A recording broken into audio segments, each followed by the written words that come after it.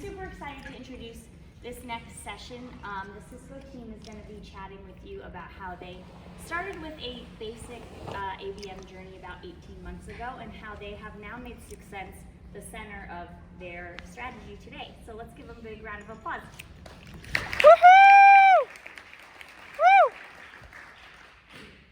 Hey guys, my name is Alexandre Bessa. I go by Bessa. I'm based in São Paulo. This is the second time I'm seeing these guys in person, but we work every day. And what I do when I'm not working, I do Pilates, I walk dogs, I do a lot of stuff. My name is Sardinha. I'm based in Raleigh, North Carolina. I lead ABM strategy on a global scale for Cisco. And when I'm not working, I'm a marathon runner. So if you want to talk about shoe rotations, gels, mileage, let's talk. Thank you for showing up. My name is Teran. I'm based in Miami. I have been a Cisco for 2 years. I'm a certified IDSNA ABMer, as well as the ABX. I do have a background for the last 7 years in ABM. I'm so excited to be for the second year here at the Cisco breakthrough. So, and hold on a second. When I'm not a 9 to 5, I'm the best dad in the world according to my daughter. So, thank you. Yay. Okay, so I'm gonna start with this. We are very excited today to show you our ABM maturity journey. But in order for us to do that, we need to take a look back at where we were a year or so ago. This small but mighty team were actually put together as a solid foundation for ABM within Cisco Red Bar division. We understood from the get-go that we're going to be facing a lot of challenges along the way, especially in a big enterprise. ABM is not only one model that fits all, and it's the evolution of it, and we understood that we needed to create this ABM foundation for our programs to be deployed based on the ABM plan for high actionable, high impact accounts. So we took actually a very basic approach, I have to say that, and we understood that from the get-go that data and integration was very essential to our programs. And that's why we partnered with 6Sense, and through that sort of like process, we understood that connectivity was very essential for our programs to be deployed and at the same time to be orchestrated. Next slide. Interesting enough, this philosophy though for ABM journey is actually up to today.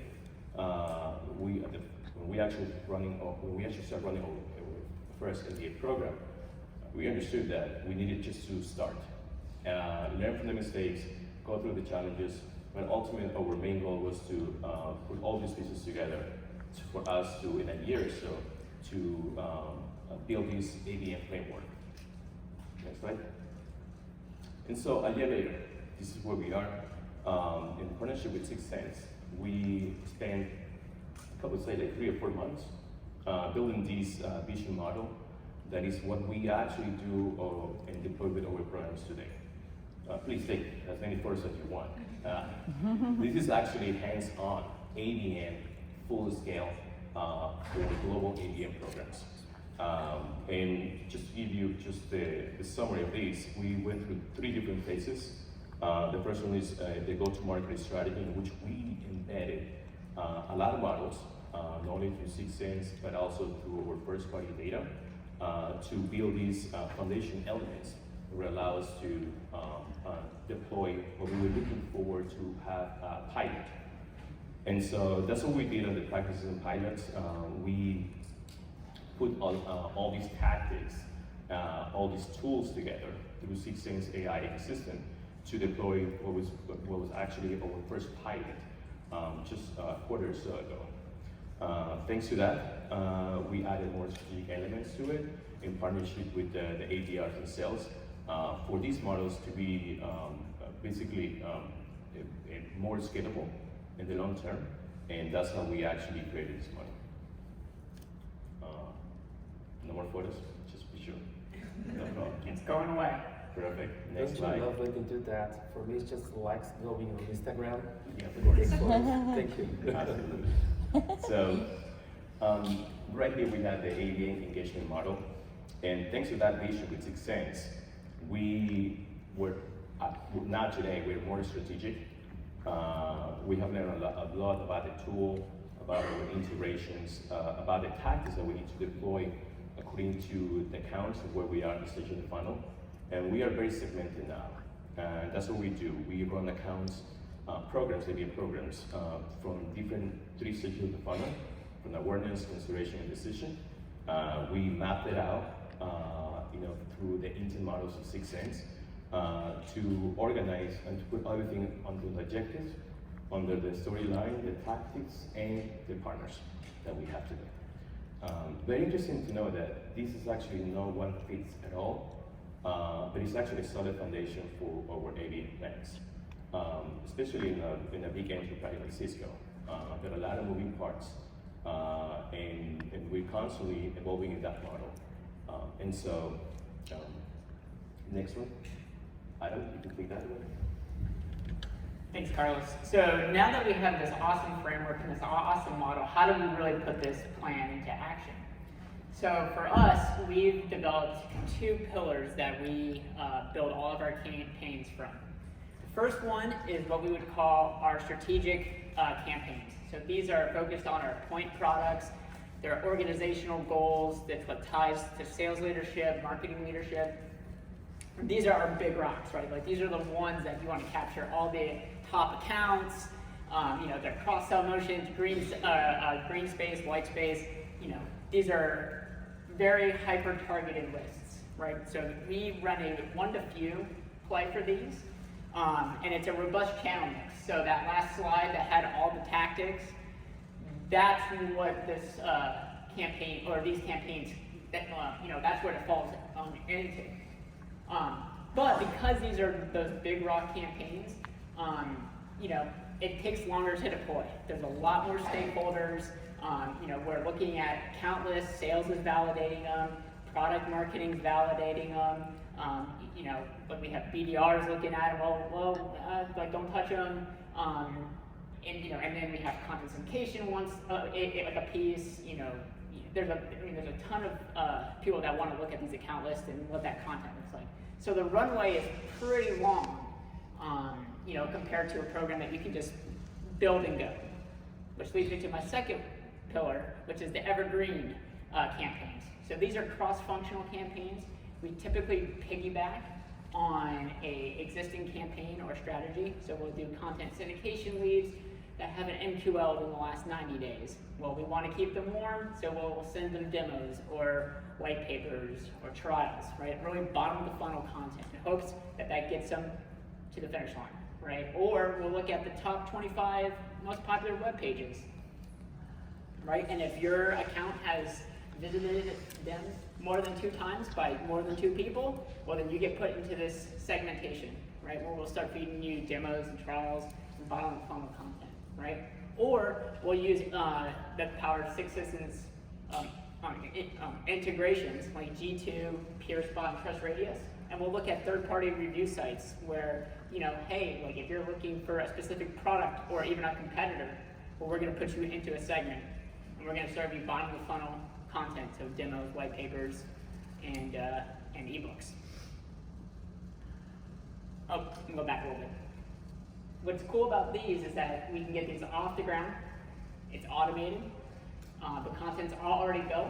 They're a little smaller, but these are one-to-few plays, or one-to-many plays. So thousands and thousands and thousands of accounts.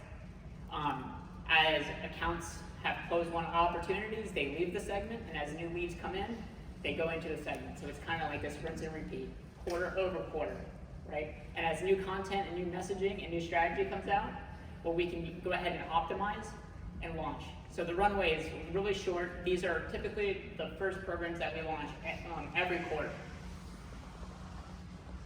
So with the evergreen campaigns, think about it in the context of larger campaigns. So as I mentioned, right, the content syndication team does a great job with prospecting. So what do you do like with those leads that have an MQL like right away. Still talk to them, right? So get them like engaged. I mean, it's kind of a captive group. It's like that low-hanging fruit. Think about it in terms of scale, right? So when we first started the evergreen approach, we only did content syndication and webinar leads. Now we're doing always-on journeys where we're coordinating with our AOJ counterparts, where if you're in the AOJ, well then that account's going to get the same content served in display and in social, right? Or web visits, right? Like work with a web team to figure out like what are the top 25, top 10, top 5, you pick the number, web pages, right? And if X amount of number of accounts or people from your company have viewed that site, well, you get put in the segment, right? There's a ton of automation that's in 6Sense that you can rinse and repeat, as I said. So as opportunities are opened, or if there's a closed one, right? Don't talk to them like they're done. They're in the hands of sales, right? As new opportunities come in, you're just feeding that funnel, right? We use Salesforce too, so that's a very powerful tool that we have for integration. So we just take a Salesforce account list, plug it in using 6Sense, and it populates. So, like using your existing tech stack is really going to help you out for that. And now I'll pass it over to Bessa, and he'll talk about the strategic campaigns. Hey, my friends, how's it going? So, well, I have to confess that I printed my notes so small that I have to wear glasses. But if I wear glasses, I don't see your faces. So let's do the old way, okay? So, well, first of all, the challenge is to tell you one of these strategic campaigns that really tags along all together all the explanations that both of my friends just told you. So this is called the XDR case study. So, well, it started like this. Hey, this is the list of accounts that you need to market. Please do that. That was from sales and field marketing. That was cross-sell sales. It was a huge list, static, filled with all the data that you kind of have to look after. So, and okay, we have a huge database. By the way, another confession here. So if you think you have a messy database, you're right. All databases are messy. So welcome to the club. Okay, yeah, that's it. So looking for data points, looking for optimization on that particular database. And I was trying to make that dynamic, but how? Well, several meetings. In one of the meetings, I just, what is this allocation for paid search?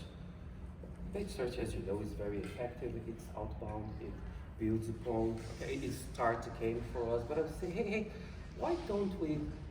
Yeah, you were doing that because you want to go outside the current list of accounts that you put to us, right? Right. Yes. Okay. So why don't we use 6Sense intelligence to use the keywords as a search response, showing ads, 6Sense ads, instead of showing them Google AdWords.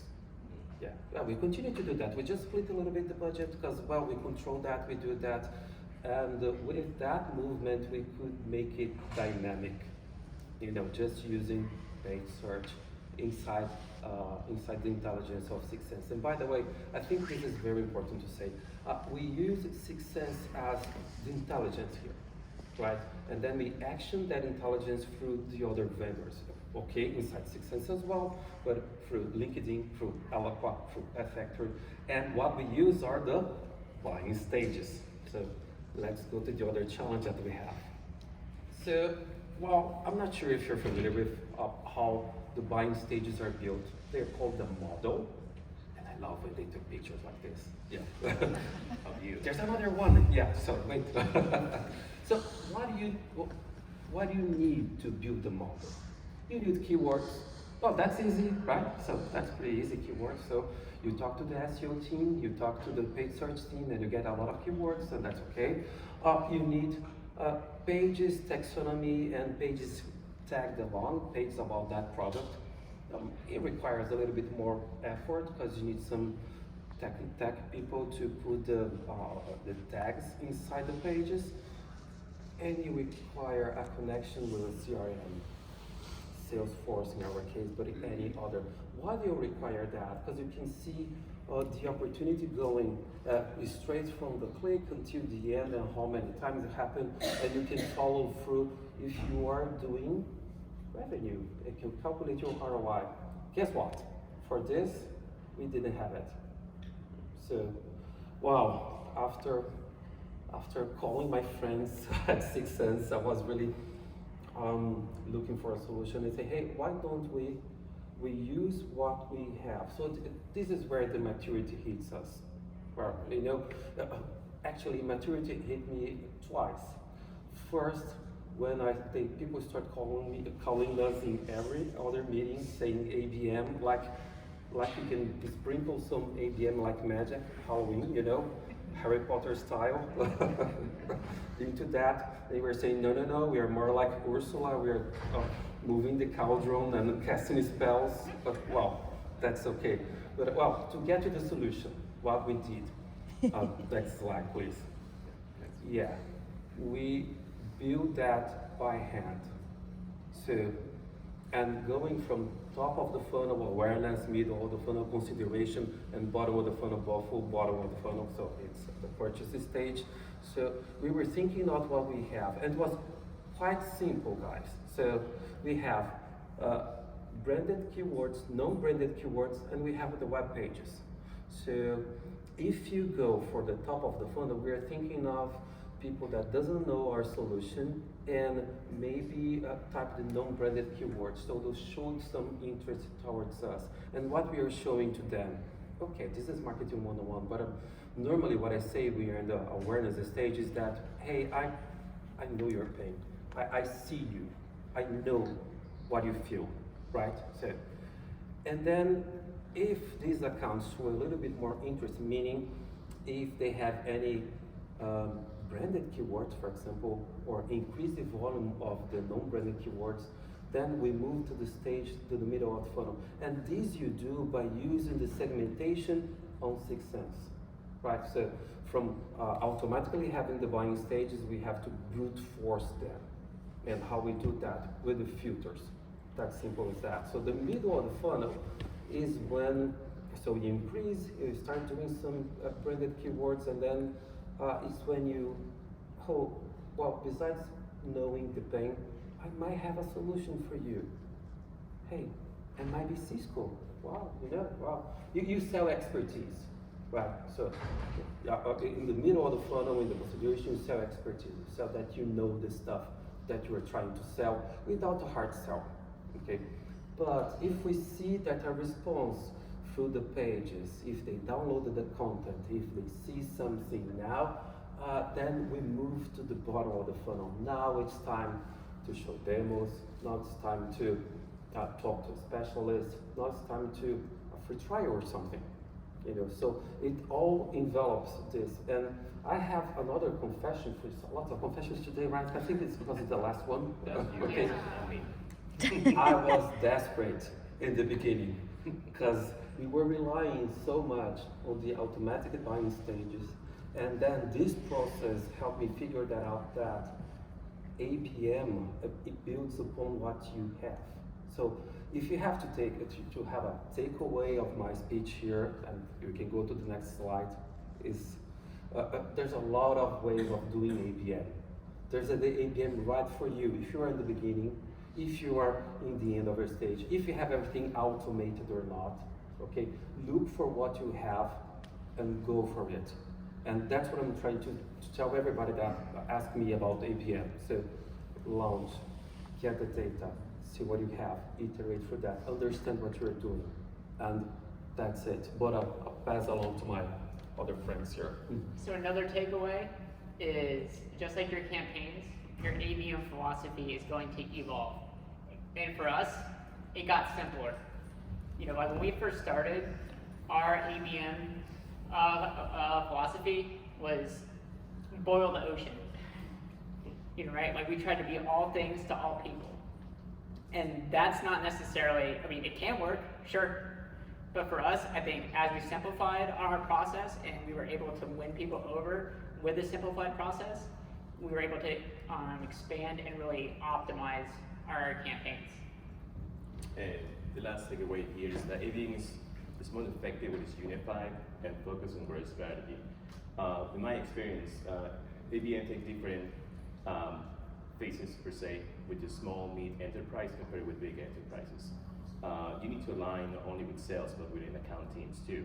And understanding that, well, most people actually have an idea what's ABM. They've never seen my play before. So if you take that from the high level point of view and you show them what's sort of like how unified all these components will,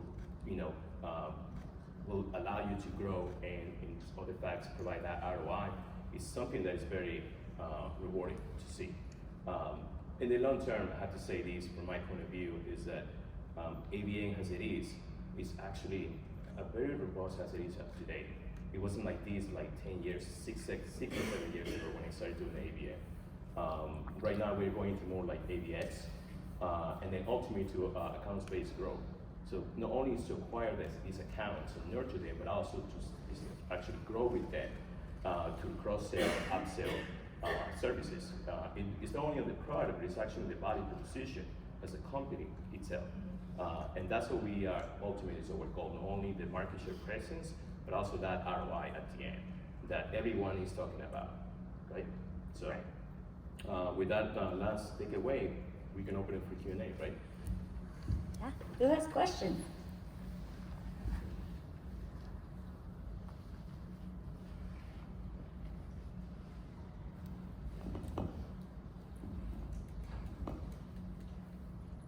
Hi.